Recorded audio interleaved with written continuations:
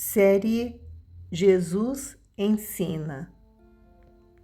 Profecias reveladas a Maria Valtorta. Sinais e final dos tempos. Textos 2, 3 e 4. Quando Maria Valtorta fazia sacrifícios pela paz da guerra onde estavam, Jesus lhe disse: Agora peço-te uma coisa.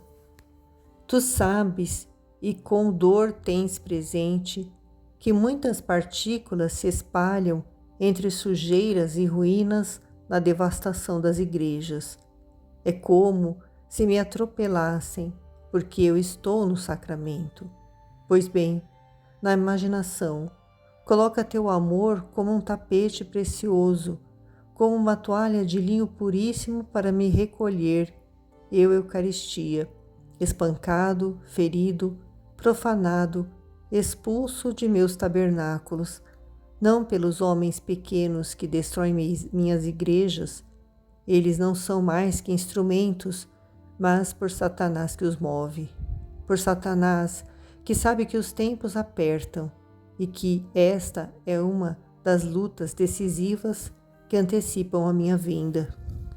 Sim, por detrás de anteparo às raças, às hegemonias, aos direitos, atrás do disfarce das necessidades políticas, escondem-se na realidade céu e inferno que combatem entre eles, e seria suficiente que metade dos crentes no verdadeiro Deus, mas o que eu digo, menos que isto, menos de um quarto dos crentes, fossem realmente crentes em meu nome, para que as armas de Satanás fossem domadas.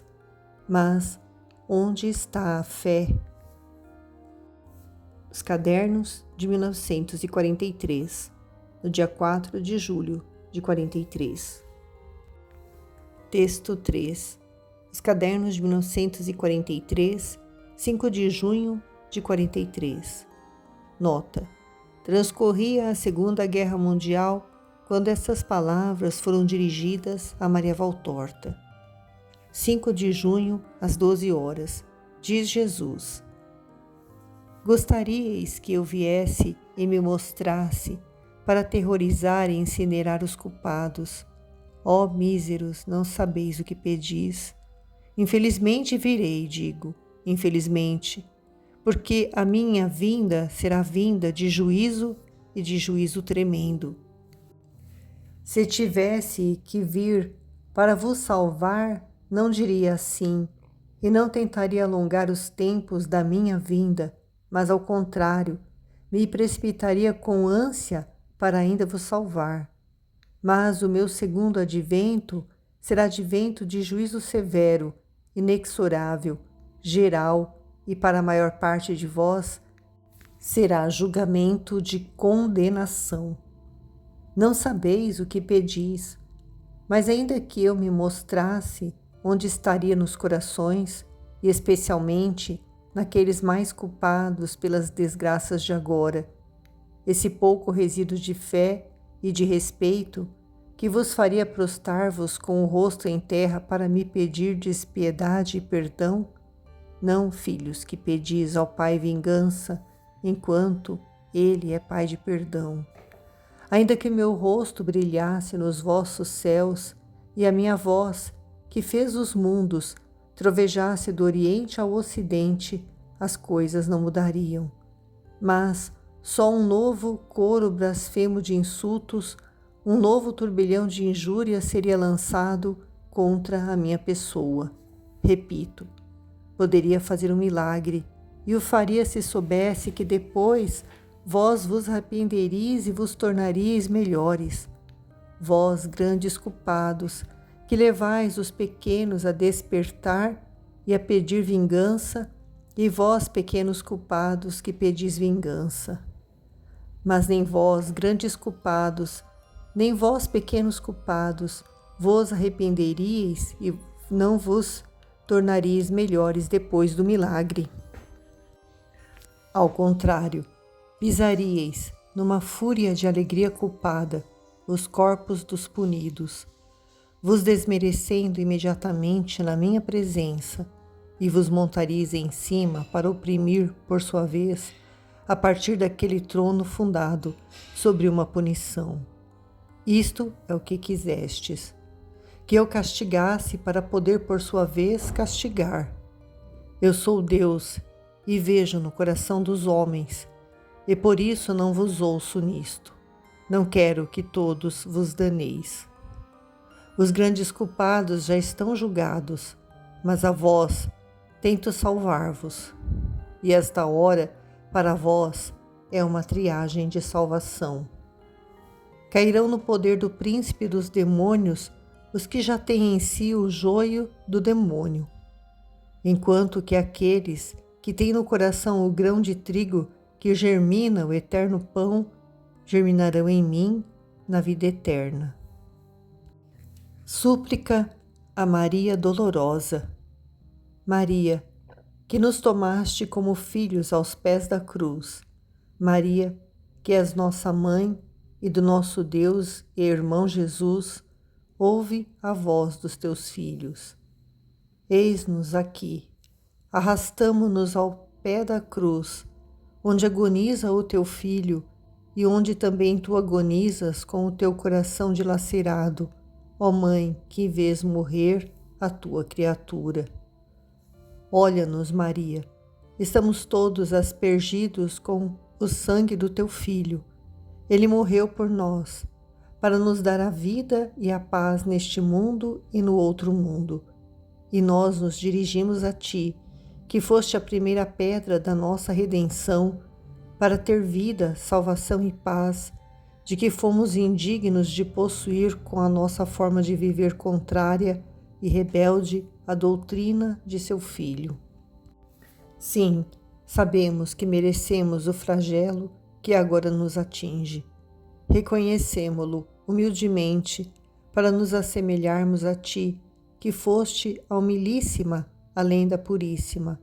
Mas, ó Mãe, além de pura, tu és compassiva. Então tende piedade de nós, Maria, que gerastes para o mundo a própria misericórdia. Salva-nos, salva-nos, ó Maria, da fúria inimiga. Salva nossas igrejas e nossas casas, as igrejas e as casas dessa cidade que te reconhece como rainha e padroeira. Salva os nossos homens, aqueles homens que tu, estrela do mar, tantas vezes salvastes dos marinhos infortúnios. Salva nós todos aqui prostrados aos teus pés. Salva aqueles que a enfermidade impede de estar aqui conosco, mas que estão com as suas almas e com os seus sofrimentos. Salva também aqueles que estão ausentes com a sua teimosa vontade, os filhos desviados, os mais desgraçados porque perderam a luz, o caminho, a vida, perdendo o teu Filho, verdade verdadeira. E para penetrar com a nossa oração no teu coração compassivo, eis, ó Maria, que nos despojamos dos rancores, do espírito de vingança, da sede de ser cruéis como outros o são conosco. Lembra-nos nesta hora que somos todos criados pelo Pai, de que somos todos irmãos do Filho, que somos todos amados pelo Espírito. Recordamo-nos nesta hora da oração do teu Jesus, mártir por nós. Pai, perdoa-os. E a repetimos por todos, sobre todos, para sermos também perdoados pelo Eterno e salvados por ti. Ave Maria, do teu coração trespassado, faze descer sobre nós a graça da salvação para esta cidade, para a nossa pátria, para todo o mundo que morre entre as ruínas, tendo perdido de vista o céu. Santa Maria, roga por nós. E se a vontade de Deus tivesse que se cumprir em nós, cruelmente, está ao nosso lado na hora da morte, para nos levar contigo, Maria, para ver-te e dar-te graças entre os esplendores eternos de Deus. Amém. Texto 4. Ditado 62. Quem será o anticristo? caderno 43, em 20 de agosto de 1943. Diz Jesus: se observasse bem o que acontece há algum tempo, e especialmente desde o início deste século, que precede o segundo milênio, dever-se-ia pensar que os 7 selos foram abertos. Nunca como agora eu me inquieto por voltar entre vós com a minha palavra e reunir as tropas dos meus eleitos para marchar com eles e com os meus anjos, para fazer batalha às forças ocultas que trabalham para levar a humanidade às portas do abismo. Guerra, fome, pestilências, instrumentos de homicídio bélico, que são mais do que as bestas ferozes mencionadas pelo predileto, terremotos, sinais do céu, erupções das vísceras do solo e chamadas milagrosas por vias místicas de pequenas almas movidas pelo amor, perseguições contra meus seguidores, elevação das almas e baixeza dos corpos, nada falta dos sinais pelos quais pode parecer-vos próximo o momento de minha ira e de minha justiça.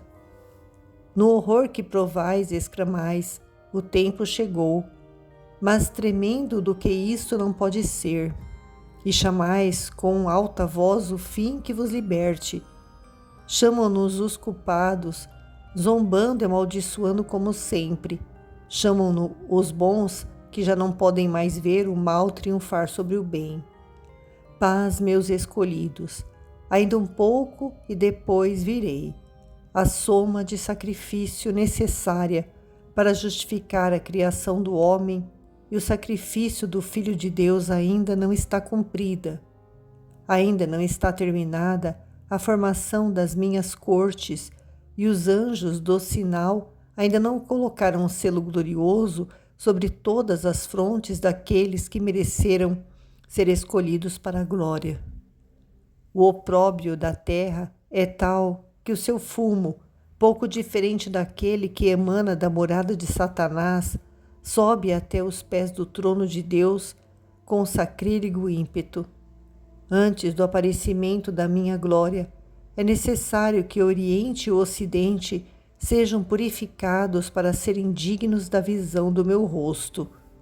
O incenso que purifica e o óleo que consagra o grande, infinito altar, onde a última missa será celebrada por mim, Pontífice eterno, servido no altar por todos os santos que o céu e a terra terão naquela hora, são as orações e os sofrimentos dos meus santos, dos diletos do meu coração, dos já assinalados com o meu sinal, da cruz bendita, antes que os anjos do sinal lhes tenham contrassenhado. É sobre a terra que o sinal é gravado, e é a vossa vontade que o grava.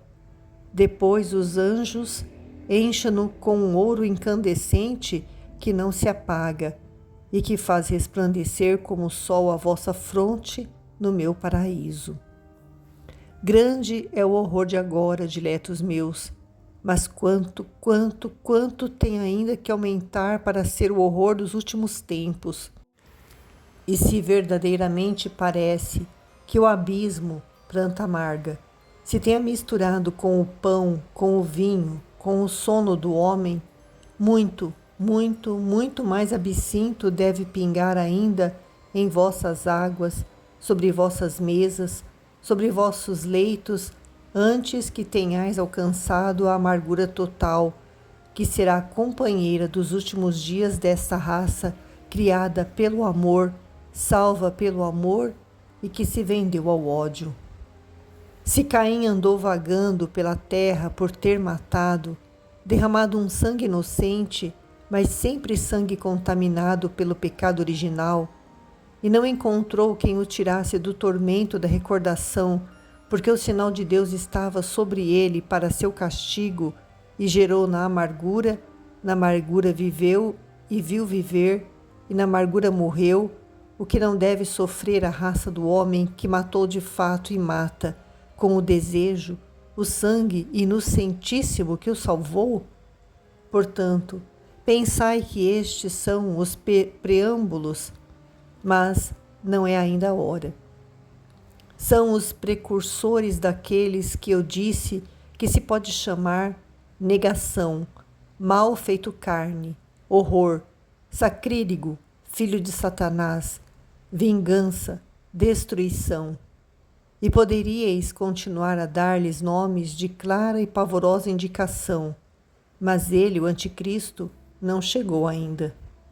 Será a pessoa que estará muito no alto como um astro. Não um astro humano que brilhe em um céu humano, mas um astro de uma esfera sobrenatural que, cedendo à adulação do inimigo, conhecerá a soberba depois da humildade, o ateísmo depois da fé, a luxúria depois da castidade, a fome pelo ouro depois da evangélica pobreza, a sede de honras depois do escondimento. Será menos pavoroso ver cair uma estrela do firmamento do que ver se precipitar nas espirais de Satanás esta criatura já eleita, a qual, de seu pai de eleição, copiará o pecado. Lúcifer, por soberba, tornou-se o maldito e obscuro. O Anticristo, pela soberba de uma hora, se tornará o maldito e obscuro depois de ter sido um astro do meu exército. Como prêmio por sua abjuração, que abalará os céus sob um estremecimento de horror e fará tremer as colunas da minha igreja na consternação que suscitará seu precipitar, obterá a ajuda completa de Satanás, o qual lhe dará chaves do poço do abismo para que o abra. Mas ele o escancarará, para que com isso saiam os instrumentos de horror que durante milênios Satanás tem fabricado para levar os homens ao total desespero, de modo que por si mesmos invoquem Satanás como rei e corram ao seguimento do Anticristo, o único que poderá abrir de par em par as portas do abismo para dele fazer sair o rei do abismo, assim como Cristo abriu as portas dos céus para dele fazer sair a graça e o perdão, que fazem os homens semelhantes a Deus e reis de um reino eterno, no qual o Rei dos Reis sou eu. Como o Pai deu a mim todo o poder, assim Satanás